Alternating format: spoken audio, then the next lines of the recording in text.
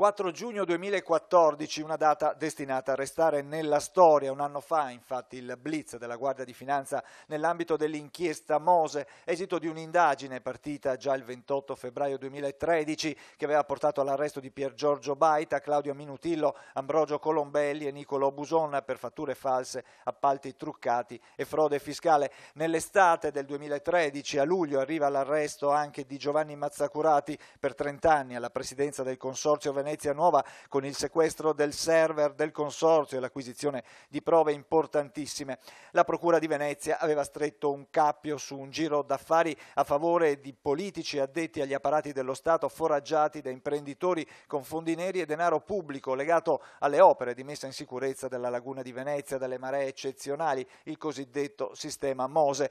Alle 4 del mattino del 4 giugno 2014 il blitz delle fiamme gialle che porta alle manette per 34 persone. Tra gli arrestati il sindaco di Venezia Giorgio Orsoni con l'accusa di finanziamento illecito ai partiti, ma non finisce qui, anche in regione succede un vero e proprio finimondo. La procura veneziana chiede l'arresto di Giancarlo Galan, deputato, ex ministro della Repubblica e per 15 anni governatore del Veneto. Nella stessa retata finisce anche l'assessore alle infrastrutture Renato Chisso, ma anche i vertici del Consorzio Venezia Nuova, e l'inchiesta si allarga a macchia d'olio, coinvolgendo ministri e portaborse, magistrati, grandi aziende e cooperative rosse, politici di destra e di sinistra.